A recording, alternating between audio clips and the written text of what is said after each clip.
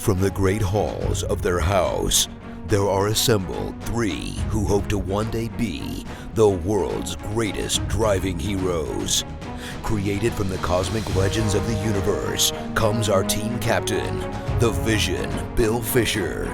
Their soon-to-be Wonder Woman, Vicki Fisher. Our Captain Marvel and head flight trainee, Jennifer Skripchuk. And our Batman, the master of tools, gadgets, and all things mechanical, our mild-mannered soon-to-be billionaire, Alan Danvers. Their mission, to fight injustice, share what is right and wrong, to get you out of your house and come out racing with them, and serve all mankind. They are the Garage Heroes in Training Team.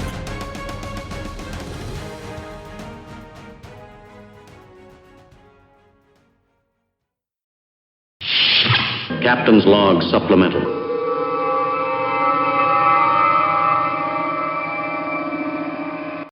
Miss Vicki.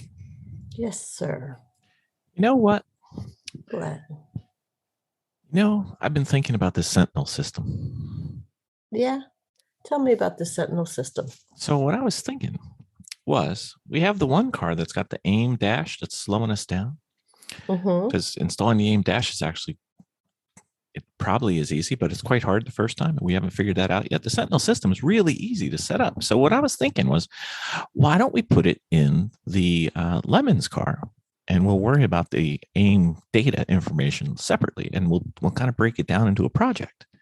Because then we'd have the motorsports video system that we really, really want, and we'd be able to stream it. We just won't have the data inside, but we have the data outside, so we can combine them later. But I think that's a really good solution.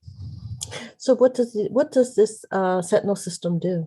Well, if it had the aim data, it would have all the data on the screen, and you could see all their telemetry and everything live. But we'd be able to not only record it for viewing after the race, but we could actually watch our car during the race.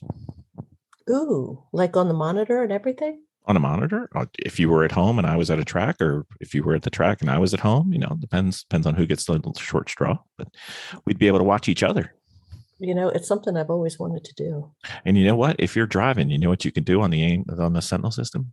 What's that? You can communicate to me with your hands, and I can't do a thing about it. Even better. So, if you need to give a wave or a Jersey wave, whatever you need, we could save it and see it on the screen. And then you can have up to 3 different cameras, and it'll have picture in picture. You'll have the basic main shot out the front window, and then 2 cameras where you put them wherever you want. One could be on the driver, or one could be on the rear view. It's kind of cool. Then we can upload it onto YouTube. We could bore millions of people on YouTube. I love it. All right. Very well. You know what the only downside I see about this? What? Your mom and my mom are going to be panic stricken the entire weekend watching this thing to see if everything's going well. This is true. We probably shouldn't tell them. I like the idea of having a Sentinel. Mm-hmm.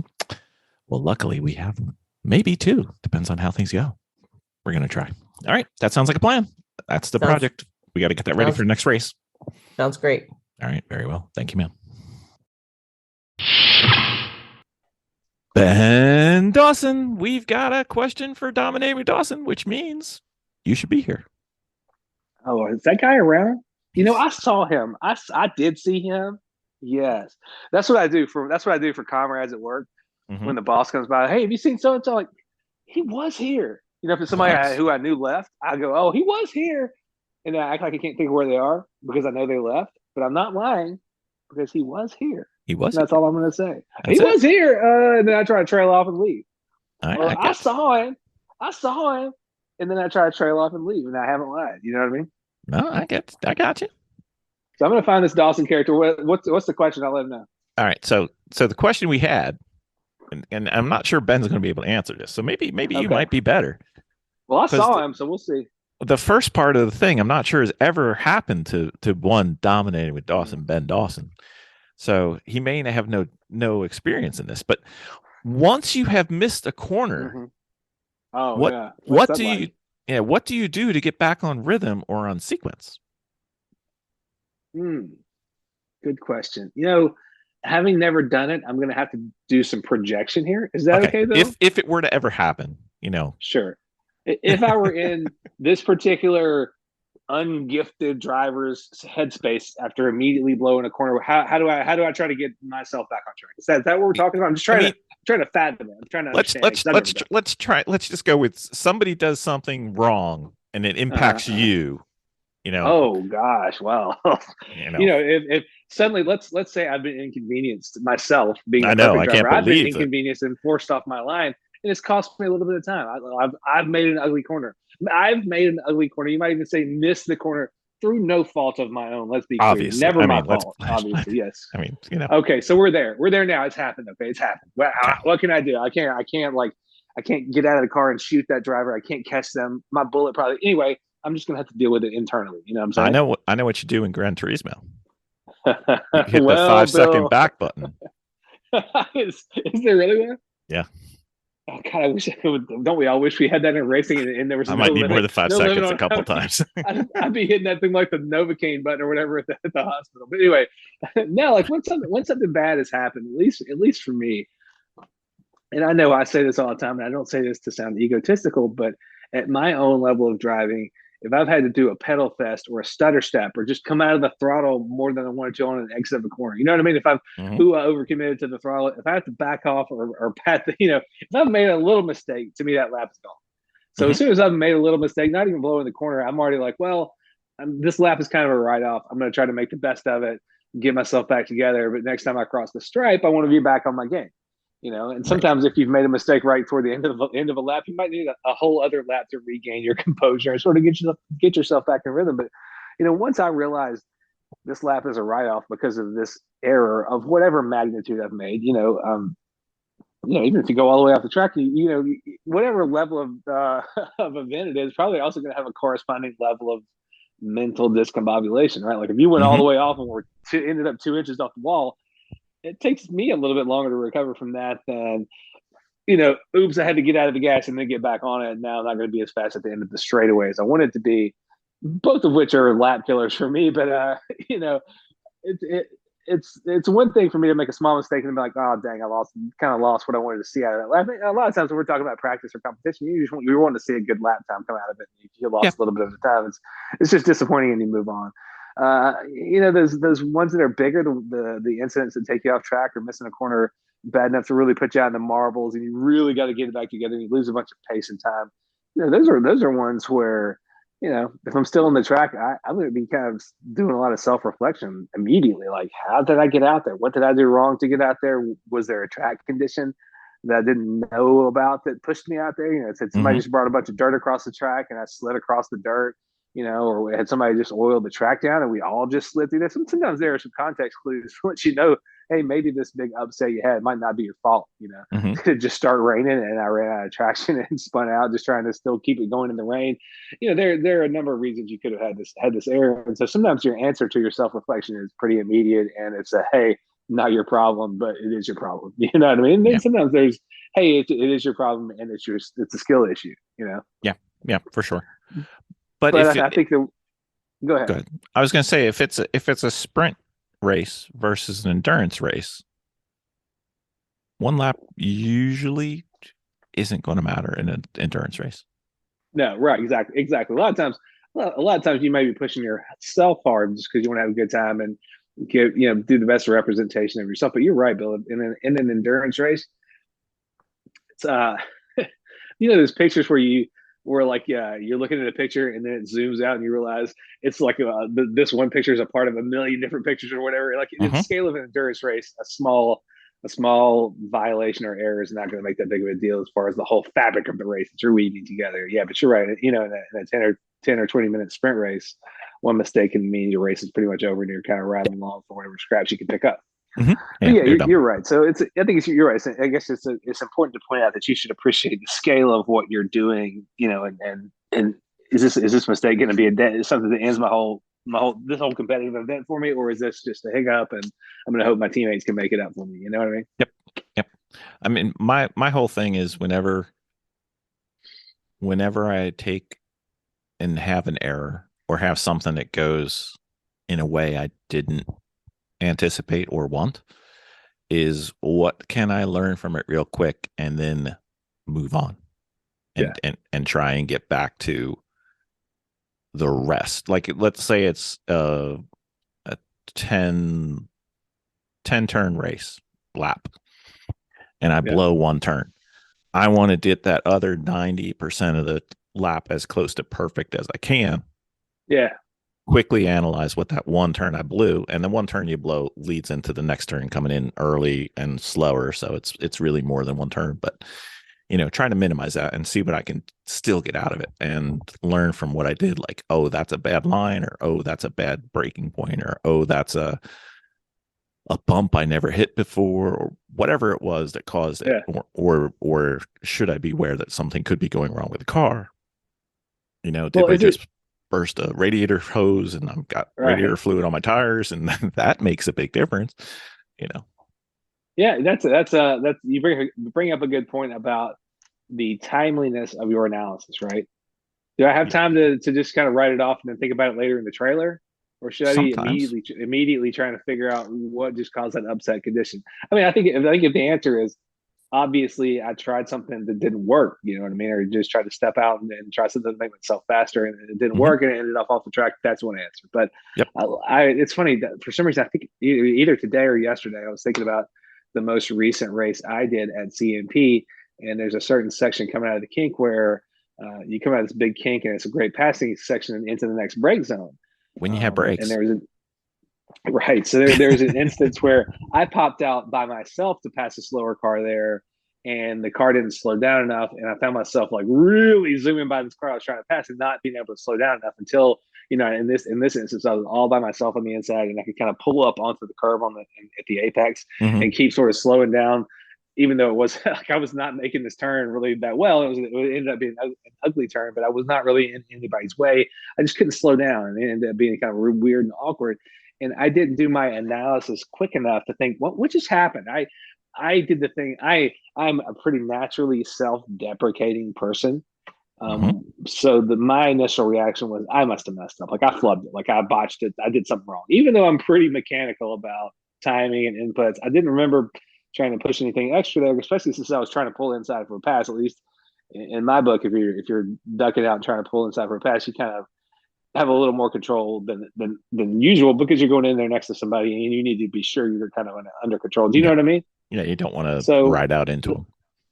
Yeah, so in my mind, I was like, I definitely wasn't trying anything crazy, especially since I was trying to go in there and do it together with somebody. I was trying to make sure it was all pretty sorted out and normal. So I was kind of baffled by it, but it didn't immediately pop back up. And the rest of the lap, the brakes felt fine. So then the next lap, I go in that same spot and there's another opportunity to pass. But so me and this boxer both pop out to pass. So now I'm in line with a guy. I'm going to try to follow him through on this pass. And I hit that same thing and the brakes aren't working. So this is the fastest place in the track. So maybe the brakes have been okay enough everywhere else, but this is the fastest place in the track and I just can't slow down. So I ended up drilling this Porsche Boxster right in the door. Luckily for us, our car pretty much got no damage and he ate all of it, which is bad for him. But the brakes just weren't working. I couldn't slow the car down. And it didn't show itself as obviously as a problem when I was in that lane by myself. You know what I mean? I could kind of cope it up and then figure it out, and make the turn without hitting anybody. But once I was in there with somebody else, he kind of that Porsche was right in my extra slow down brake lane that I had before, and I just could not hit it. Right. And afterwards, I went by and talked to him and explained it was a mechanical failure, and I pressed a beer into his hand. And I commiserated with him about his door, and moved on. But that was one where I beat myself up for not having done a better analysis of what happened. But I also know myself well enough to know that I am first and foremost going to blame myself for a mistake just because I'm an all-day dumbass. I say it all the time. But yeah, I should have trusted myself more in that situation and said something's off with the car. But also in my defense, the rest of the lap seemed fine. And that's a place that's pretty tough on brakes. So I just thought, I thought, man, I just botched it. Maybe I got distracted. Maybe I tried too much or whatever.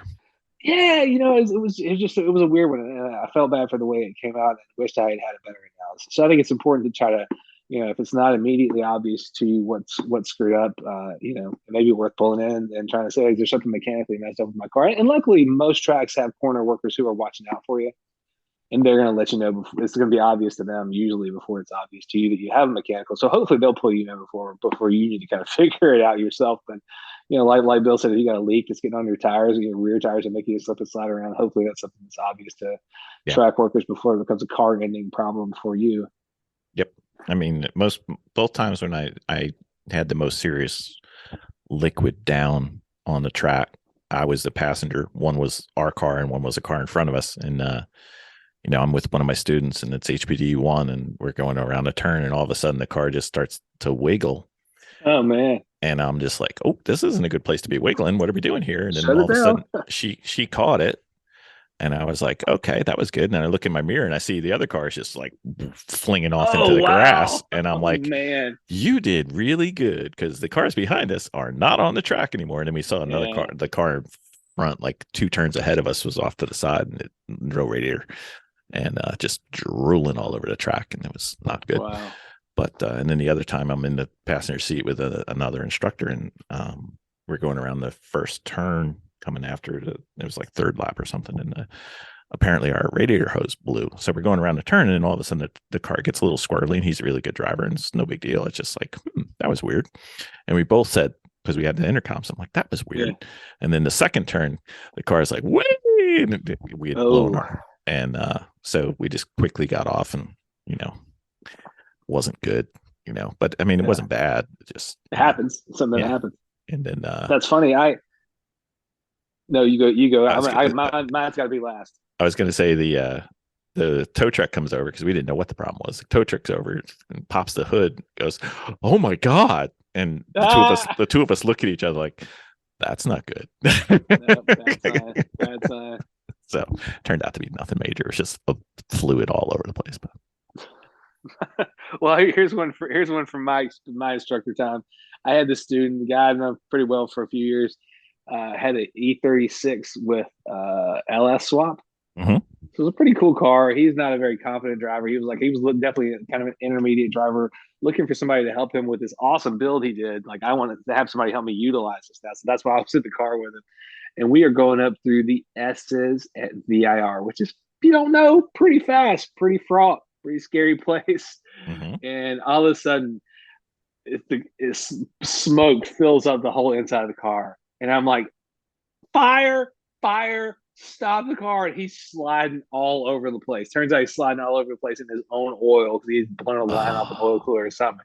And then it's just fire everywhere for a second. Luckily, I can't remember if he put it out or the track people put it out. It didn't end up being the big, humongous fire I thought. But I mean, I'm like, pull off. So he pulls off right next to the edge of the track, and we both.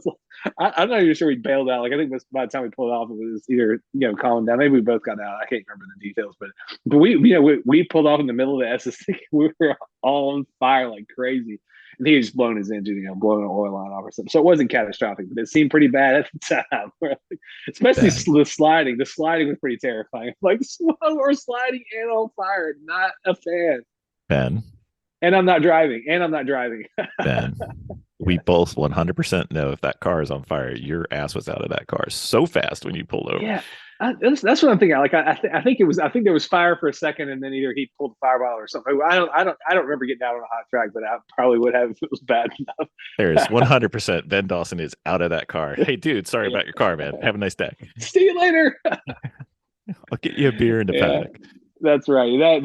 We had that one, and there was the fun time when Danielle Tripp and I were riding behind a Porsche 944 that just dumped every bit of its engine guts right in front of us, like piston head spinning right in front of the windshield. We're just like, well, let's try to get out of the way of this as quick as we can. We just sort of pull off to the side. It's easy to know what it was. Yeah, it's with your own failures, depending on the magnitude, you got to either just kind of bank it. If you know what happened, bank it and try to do better. If you don't know what happened. And either figure it out or bring the car in. It's not worth making contact. I sure should have figured out the problem I had with the brakes at that last CNP race more effectively. I felt terrible about hitting that guy and was relieved that our car wasn't more damaged. But that was definitely an instance where quicker, more correct analysis would have helped everybody out. Right, for sure. Well, I think we've all had things that we look back on track and say, that could have gone better. Yeah. So luckily that wasn't the end of the world, but it certainly could have been worse. Yep, indeed. So I guess the theory is try to learn from it and try to get back to it as quick as you can. Yeah, I know. I beat this dead horse all the time too. But there was some NASA race director, 10 or 15 years ago, for when I was doing like advanced group and then probably instructor clinic. But I think I was in the instructor clinic, and this guy was the race director, so he was the competition director for the region. But he came in to talk to us, and at least at this point in my motorsports career, this was pretty shocking to hear somebody come in and say, because I'm in the DE world where you never should wreck, you should never have any kind of incident, all that's kind of verboten.